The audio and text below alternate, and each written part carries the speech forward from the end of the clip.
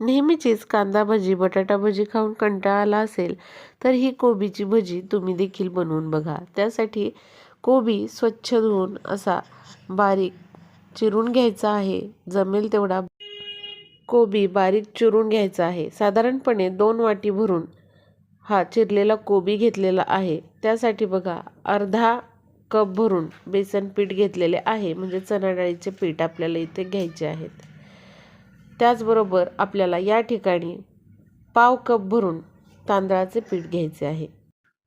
तांदळाच्या पिठामुळे भजी चांगली कुरकुरीत होतात। आता यामध्ये आपण पाव चमचा भरून हळद टाकणार आहोत।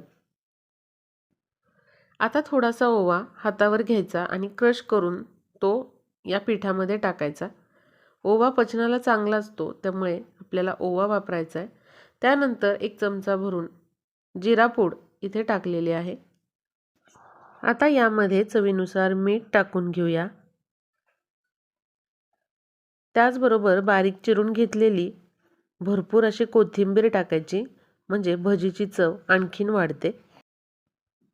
आता या मिश्रणामध्ये आपण लाल मिरची पावडर 1 चमचा भरून टाकणार आहोत।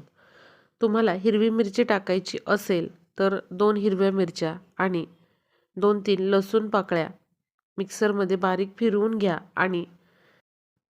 आणि या पिठामध्ये तुम्ही टाकू शकता। पण आता आपण लाल मिरची पावडरच टाकलेली आहे। आता थोडं थोडं पाणी टाकत घट्टसर गोळा मळून घ्यायचा आहे। ज्याप्रमाणे आपण कांदा भजी म्हणजे खेकडा भजी करतो तसा घट्टसर गोळा मळून घ्यायचा आहे आणि यामध्ये आपल्याला 1 चमचा भरून तेल टाकायचे आहे। यामुळे बघा घट्टसर असा गोळा तयार होतो। खूप जास्त हे पीठ पातळ करू नका, असं घट्टसरच हे पीठ आपल्याला कोबीच्या भजीसाठी तयार करून घ्यायचं आहे। आता तेल चांगलं कडकडीत गरम करून घेतलेलं आहे। तयार पीठ जे आहे तर त्याच्या भजी सोडून घेऊयात तेलामध्ये। यामध्ये आपण सोड्याचा वापर केलेला नाही।